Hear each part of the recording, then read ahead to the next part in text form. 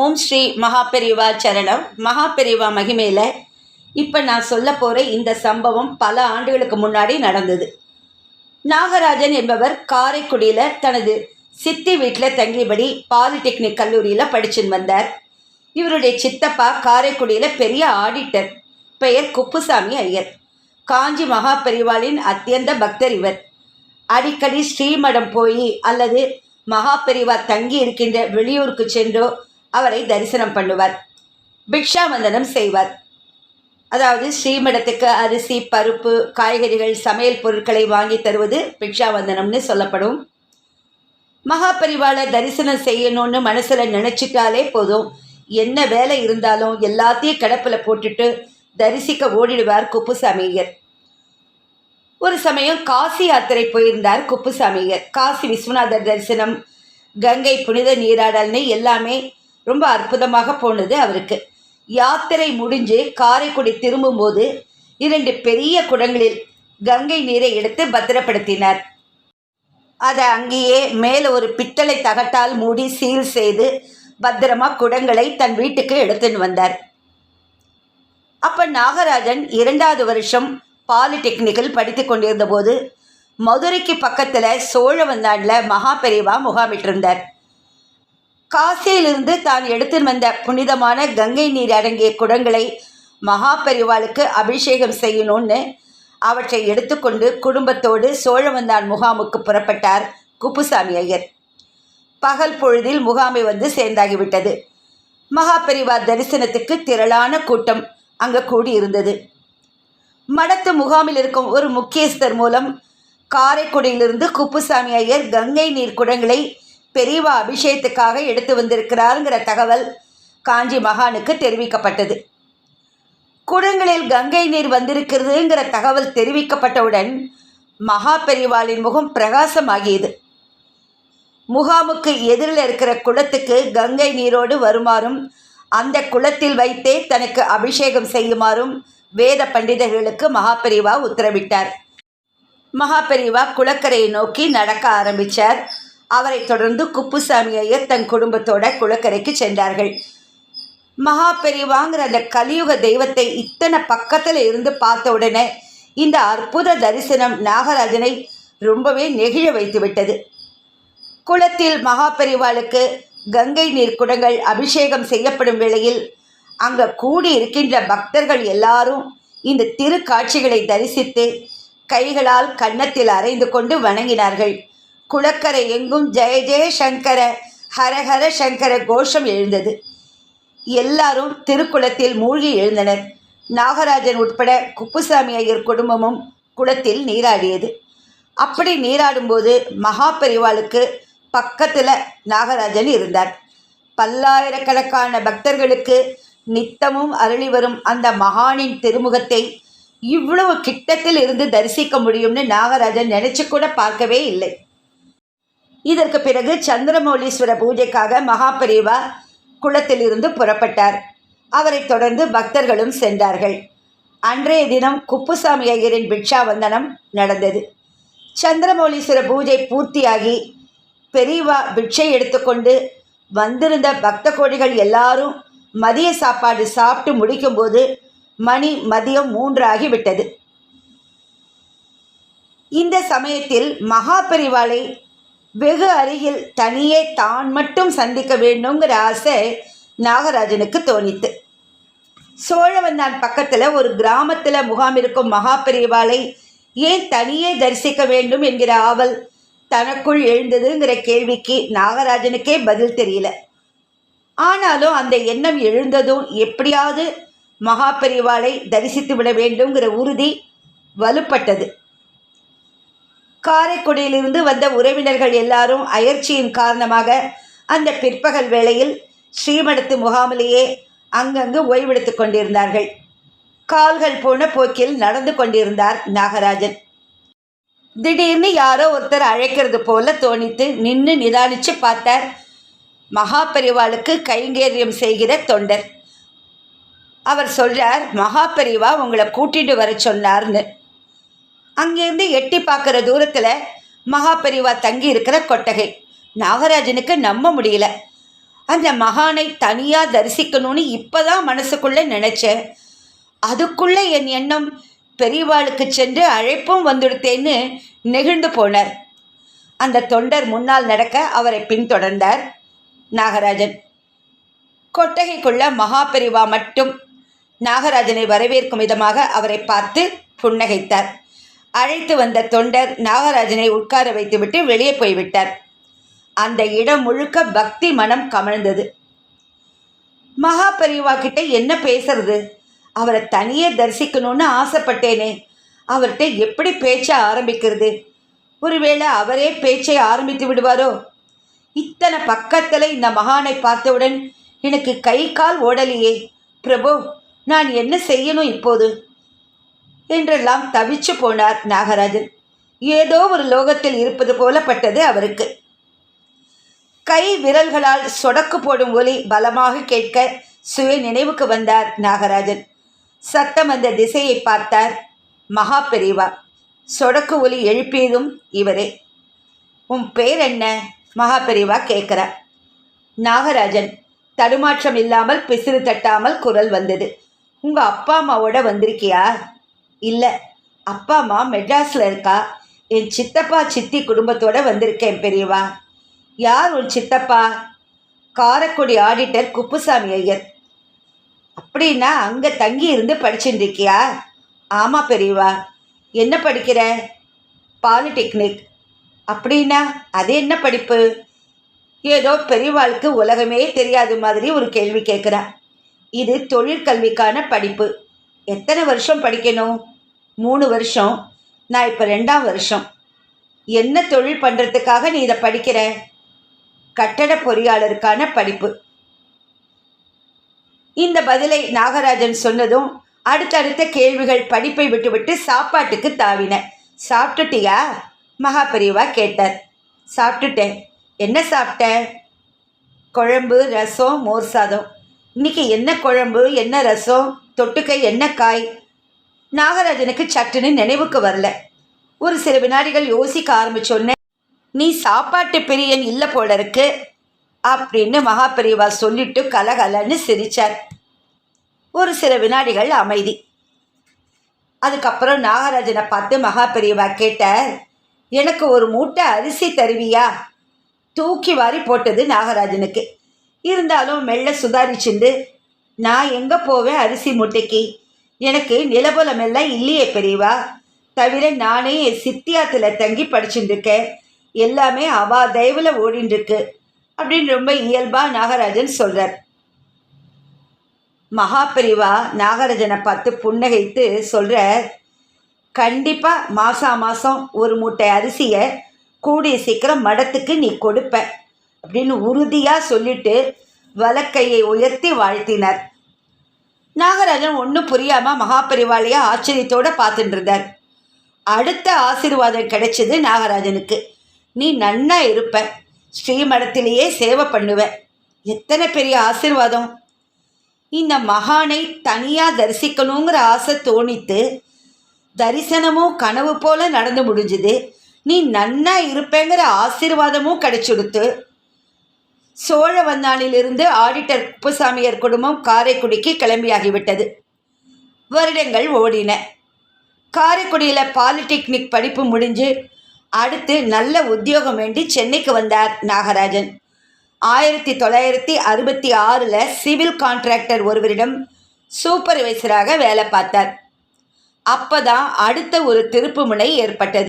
சென்னையில் இந்த சிவில் கான்ட்ராக்டரிடம் வேலை பார்த்துட்டு இருக்கும்போது கூட இருக்கின்ற என்ஜினியர் ஒருவரோட நட்பு ஏற்பட்டது. ஒரு நாள் நாகராஜன் கிட்ட பேசின்னு இருக்கும்போது அந்த என்ஜினியர், நாகராஜன் தனியாக ஒரு கம்பெனி ஆரம்பிச்சிருக்கேன், காஞ்சிபுரத்தில் புதுசாக ஒரு ஒர்க்கை கான்ட்ராக்ட் எடுத்திருக்கேன், என்னோடு வந்து வேலை பார்க்குறாயான்னு கேட்குறார். புதிய வேலை என்பதை விட காஞ்சிபுரத்தில் வேலைன்னு சொன்ன உடனே நாகராஜனுக்கு அப்படி ஒரு சந்தோஷம். காஞ்சிபுரத்துக்கு போய் வேலை பார்த்தா மகா பெரியவாளை அடிக்கடி தரிசனம் பண்ணுற வாய்ப்பு கிடைக்குமேங்கிறது அவரோட எண்ணம். இருந்தாலும் அப்போ தன்னோட சென்னையில் இருக்கும் பெற்றோரை விட்டு வருவது சிரமம்னு சொல்லியிருக்கிறார் நாகராஜன். அதுக்கு அந்த என்ஜினியர், ஒன்றும் பிரச்சனை இல்லை, தாராளமாக உன் பெற்றோருடன் காஞ்சிபுரத்துக்கு வந்துடு, நான் எல்லாத்தையும் பார்த்துக்கிறேன்னு உத்தரவாதம் கொடுக்க நாகராஜனின் குடும்பம் சென்னையிலிருந்து காஞ்சிக்கு இடம்பெயர்ந்தது. காஞ்சி மாநகரில் ஆலய தரிசனங்களும் ஸ்ரீமடத்தில் மகாபெரிவா தரிசனமும் அடிக்கடி கிடைச்சது நாகராஜனுக்கு. வேலை நேரம் போக மீதி நேரங்களில் மகாபெரிவா காஞ்சிபுரத்தில் எந்த இடத்துல இருக்காருன்னு விசாரித்து தேடி தேடி சென்று தரிசித்தார். ஸ்ரீமடத்தில் மகாபெரிவா இருக்கிறார் என்றால் தரிசனமாகி மகானின் உத்தரவு பெற்ற பிறகுதான் வீடு திரும்புவார் நாகராஜன். நாட்கள் ஓடின. என்னதான் காஞ்சிபுரத்தில் வசித்தாலும் மகாபெரிவா தரிசனம் அடிக்கடி கிடைத்தாலும் தான் ஏற்றுக்கொண்டிருக்கிற உத்தியோகத்தில் போதுமான சம்பளம் வரலையேங்கிற உறுத்தல் இருந்துட்டு வந்தது நாகராஜன் கிட்ட. கையில் வெண்ணெயை வச்சுட்டு நெய்க்கு ஏன் அலைவானேன்னு தோணித்து நாகராஜனிடம் நேராக மகாபெரிவா கிட்ட போனார். சாஷ்டாங்க நமஸ்காரம் செய்தார். பெரியவா, இப்போ நான் இருக்கிறது சொற்ப சம்பளத்தில் ஒரு வேலை, நல்ல சம்பளத்தில் அரசாங்க வேலை கிடைக்கிறதுக்கு பெரியவா எனக்கு அனுகிரகம் பண்ணணும்னு பிரார்த்தித்தார். எல்லாத்துக்கும் ஒரு வேலை வர வேண்டாமா? அந்த வேலையும் வந்தது. மகாபெரிவாளிடம் நியாயமான ஒரு பிரார்த்தனையை வைத்த பிறகும் அவர் அதை நிறைவேற்றாமல் இருப்பாரா? ஆம், மகாபெரிவா ஆசீர்வாதம் கிடைத்த அடுத்த ஓரிரு நாட்களில் கல்பாக்கம் அணுமின் நிலையத்திலிருந்து நாகராஜனுக்கு ஒரு இன்டர்வியூ லெட்டர் வந்தது. இந்த கடிதத்தை எடுத்துட்டு சந்தோஷமாக மகாபெரிவா கிட்ட ஓடினார் நாகராஜன். தனக்கு வந்த இந்த இன்டர்வியூ கடிதத்தை அவரது திருச்சன்னதியில் சமர்ப்பித்தார். கண்கள் பணிக்க வணங்கினார். தன் வழக்கமான ஒரு புன்னகையுடன் இரு கரங்களையும் உயர்த்தி ஆசிர்வதித்தார் பெரியவா. இதையடுத்து அவரது குடும்பம் காஞ்சியிலிருந்து கல்பாக்கத்துக்கு இடம்பெயர்ந்தது. கல்பாக்கம் அணுமின் நிலையத்தில் வேலை பார்த்து வந்தாலும் மகாபெரிவா மேல் தான் கொண்டிருந்த பக்தியாலும் தனக்கு இந்த உத்தியோகம் கிடைத்ததே அவரது ஆசியால் தான் என்கிற நன்றி உணர்வாலும் மாதம் ஒரு முறை காஞ்சிபுரம் ஸ்ரீமடத்துக்கு வருவார் நாகராஜன். எத்தனை கூட்டம் இருந்தாலும் காத்திருந்து மகாபெரிவாளை தரிசிப்பார். நிறைவான அவரின் தரிசனம் பெற்று பிரசாதம் வாங்கிட்டு கல்பாக்கம் திரும்புவது வழக்கம். இந்த காலகட்டத்தில்தான் பிடி அரிசி கைங்கரியம் என்கிற பிரமிக்க வைக்கும் திட்டத்தை மகாபெரிவா துவக்கினார்.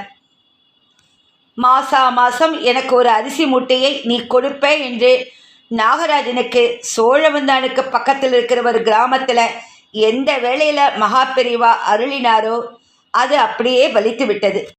பெரியவா சொன்ன இந்த பிடி அரிசி திட்டம் எப்படி செயல்படுத்தப்படுகிறதுங்கிற விஷயத்தை கொஞ்சம் சொல்லிவிட்டு அதுக்கப்புறமா நாகராஜன் எப்படி இந்த பணியை மேற்கொண்டாருங்கிறத சொல்கிறேன். அதாவது இந்த திட்டத்தின்படி தினம் சமையலை துவங்குகிற பெண்கள் அரிசியை உலையில் போடுவதற்கு முன் எந்த ட்ரம் எந்த மூட்டையிலிருந்து அரிசியை எடுத்தார்களோ அதிலிருந்து ஒரு கைப்பிடியை அள்ளி பொதுவான ஒரு பாத்திரத்திலோ பையிலோ போட்டுவிட வேண்டும். தினமும் சமைக்க துவங்கும் முன் இதை நடைமுறைப்படுத்த வேண்டும். இது தினம் தினம் சேர்ந்து கொண்டே இருக்கும். தவிர ஒரு உண்டியலையும் வைத்து தினமும் காசுகளை அதில் போட வேண்டும்.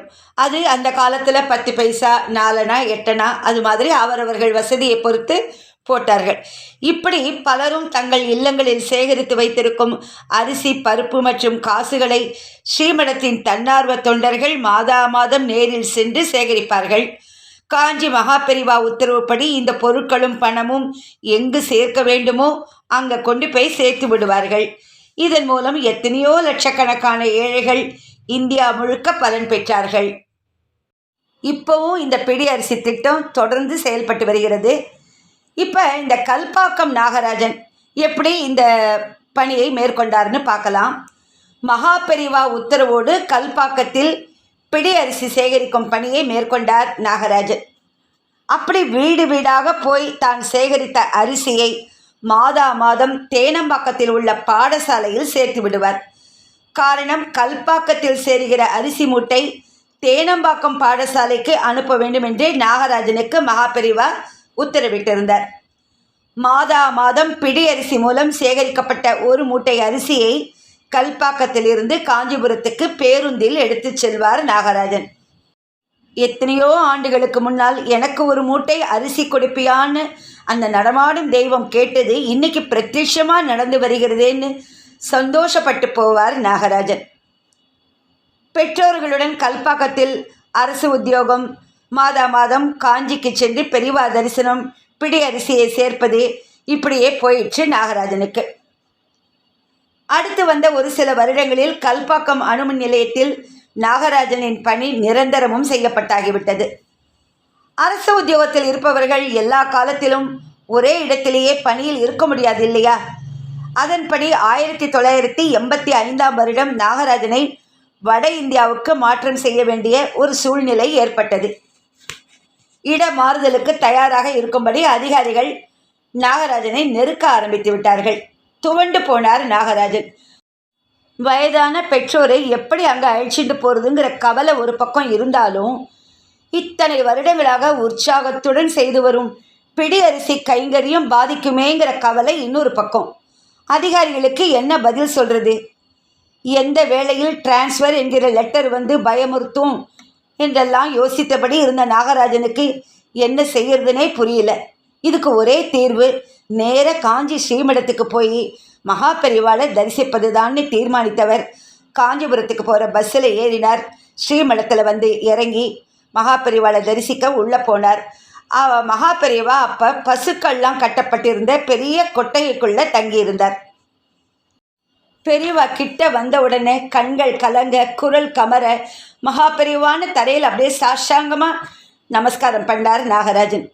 கீழேயோ ஒரே மாட்டுச்சாணம் கண்டபடிக்கு இறஞ்சிருந்தது. எதையுமே பொருட்படுத்தலை. நாகராஜன் அணிந்திருந்த வேஷ்டி மற்றும் மேல் துண்டில் பசுவின் சாணங்களும் கோமிய சிதறல்களும் அங்கங்கே ஈசி கொண்டது. எதையுமே பொருட்படுத்தலை. அப்படியே கண்கலங்க பெரியவாளை பார்த்துன்னு நின்றுருந்தார். மகா பெரியவாளின் ஆசி மட்டும் கிடைச்சிட்டா போதும், தொடர்ந்து கல்பாக்கத்திலேயே இருந்துட்டு பிடி அரிசி சேகரிக்கலாம், அம்மா அப்பாவை இருந்த இடத்துல இருந்தபடியே பார்த்துக்கலாம். இதுதான் நாகராஜனின் பிரார்த்தனை.